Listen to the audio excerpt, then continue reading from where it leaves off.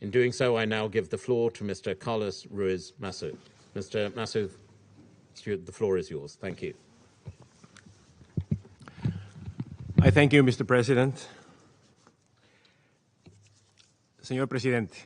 Mr. President, I thank you for the opportunity of presenting the latest report of the Secretary General on the verification mission in Colombia.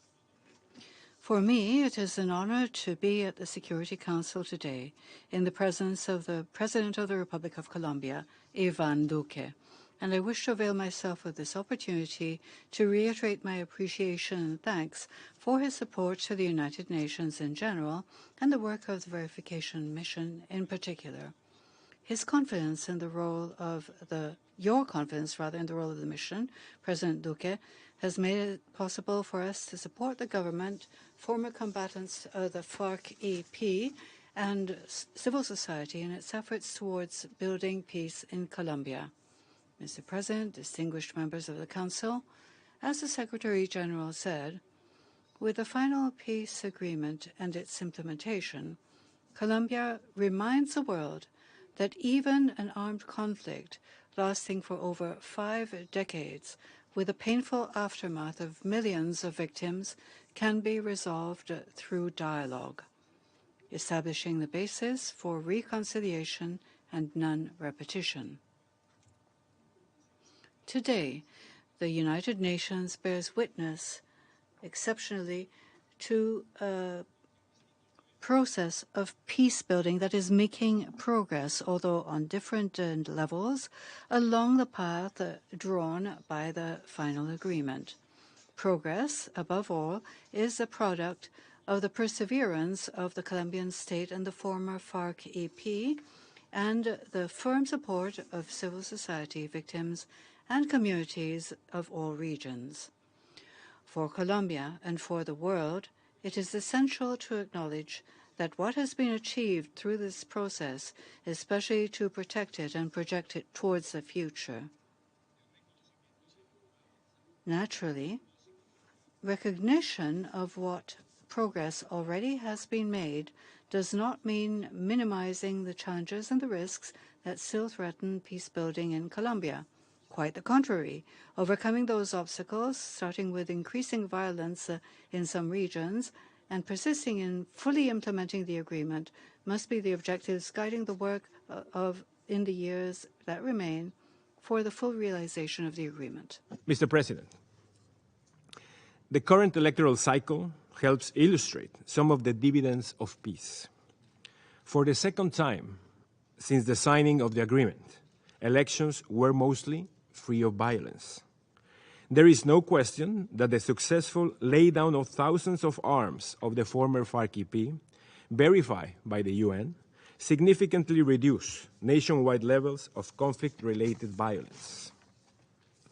Recent elections also saw an increase in the number of women candidates and women elected to Congress, even in the face of major challenges, including gender-based political violence.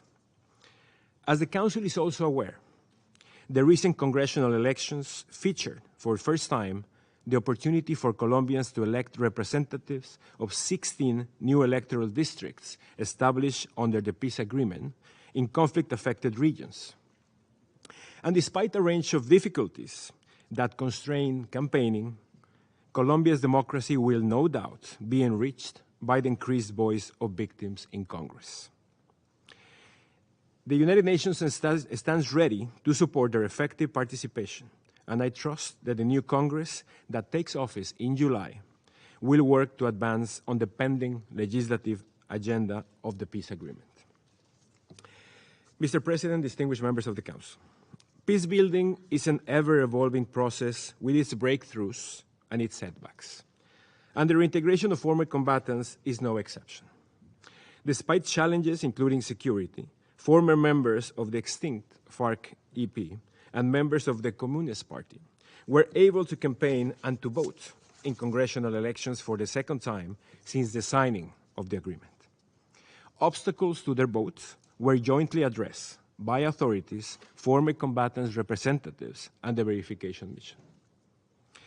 Throughout the countryside and many cities, those who lay down their arms are building productive new lives through a myriad of projects that also benefit communities and foster reconciliation. The vast majority of the more than 13,000 accredited former combatants remain engaged with the peace process, and almost two-thirds of all former members of the FARC-EP are now taking part in collective and individual income-generating initiatives. These examples are certainly noteworthy, as is the commitment of authorities and partners whose work has made this possible over the years. Progress is being made regarding key elements for the long-term success of reintegration, including, most recently, on the provision of land and housing. Nevertheless, the sustainability of the process is still contingent upon additional efforts, including to halt violence that still jeopardizes former combatants' plans to build a new life. And while I recognize the different measures in place, more can and still be done to improve their security. Mr. President, members of the Council, 2 weeks ago, alongside representatives of the Catholic Church and the UN country team, I visited Arauca, a region facing a critical situation with more than 100 people killed and thousands forcibly displaced this year alone.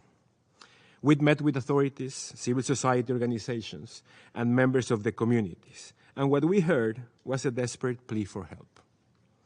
We convey our support to those affected, as well as the urgency for authorities to take actions to improve the situation. We also call on armed groups once more to immediately cease violence and respect international humanitarian law. Arauca is illustrative of the situation of violence in various neglected regions facing illegal armed groups, illicit economies, and a limited presence of the state. The Department of Putumayo has been similarly affected by violence in recent weeks. I stress the importance of a thorough investigation by relevant authorities into the reported deaths of 11 persons, including indigenous and community leaders, in the context of a military operation against members of an illegal armed group in Puerto Leguizamo. Violence also is exacting a particularly high toll on indigenous and Afro-Colombian communities in the form of killings, displacements, and increasing recruitment of minors. Mr. President, distinguished members of the Council, the continuation of such suffering in the very communities who were most victimized during decades of conflicts calls urgently still for the full implementation of the peace agreement. It is important to recall in this regard that the agreement was conceived as an interconnected set of mechanisms whose comprehensive implementation would not only end the conflict with the FARC, but address deep-rooted factors that continue today to underpin dynamics of violence in many areas of the country. For instance, if implemented in a coordinated manner, the security guarantees provision set out in the agreement have the potential to boost key areas such as reintegration, political participation, and transitional justice. Similarly, progress in bringing long-needed rural reform and in combating illegal drugs, in particular through voluntary crop substitution programs, will reinforce reintegration and security. And given the differentiated effects of the conflict, gender and ethnic provisions are meant to be mainstream throughout. The effective use of the institutions devised by the government and the former FARC-EP to set these changes in motion is essential. Likewise, a strengthened joint work within the ad hoc mechanisms developed throughout these years could also help the parties fulfill their obligations and meet the expectations raised by the agreement. A clear example is the ongoing pilot to enhance former combatants' capacities to locate minefields, only possible thanks to the collaboration of the government and the former FARC-EP members and the support of the UN. The contributions of this work to clearing contaminated areas will directly alleviate suffering in communities, preventing mines from claiming new victims and fostering development. Señor Presidente, distinguidos miembros. President, distinguished members of the Council, After years of constant work, in June, the Truth Commission will release its final report, built on the testimony of thousands of victims, of all the actors in the conflict, and sectors from the length and breadth of Colombian society. The legacy of the Commission will be then more than a single narrative of the past. It will consist of translating that plurality of experiences into recommendations and specific initiatives that will contribute to overcoming dynamics that led to and extended the conflict. At this point, I wish to recall the Secretary General's urgings that wise use be made of the Commission's report. I trust that it will be precisely with the spirit that both victims and perpetrators, as well as Colombian society and its institutions, will receive this legacy and make it their own. From the United Nations, we stand ready to support the Commission in the crucial work of socializing the report after it is published. Also, I wish to stress the historic nature of the first public hearings of acknowledgement of responsibility to be undertaken by the Special Jurisdiction for Peace in the weeks to come. At these hearings, former commanders of the FARC-AP, members of the public security forces, and third parties will have a space to demonstrate their commitment to truth and the rights of victims, who are the very reason why this integral system for truth, justice, reparation, and non-repetition exists. This is a decisive step towards defining the decisions that the jurisdiction will publish. Its potential for reparation will be key to satisfy the expectatives of the victims. I welcome the recent announcement by President Duque of the establishment of a route of care and support for members of the public security forces who voluntarily appear before the Special Jurisdiction for Peace. Mr. President, distinguished members of the Council, peace in Colombia is invaluable. We must continue building it and protecting it in order to ensure its success, for the good of Colombia and because of the example that it gives the world. I cite the Secretary General's statement during his visit to Colombia last November.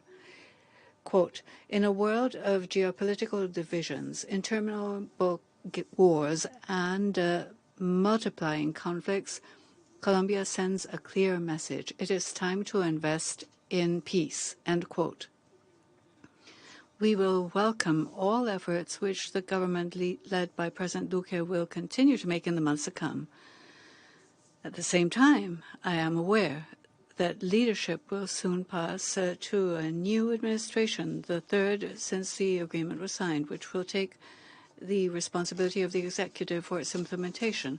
To continue making progress along this path, it is essential that the parties, civil society, and political stakeholders acknowledge the progress made and that they commit to make progress in what remains to be done and decisively respond to challenges. In this particular context, the continued support of this Council will be as crucial as ever. Thank you very much, Mr. President. Thank you.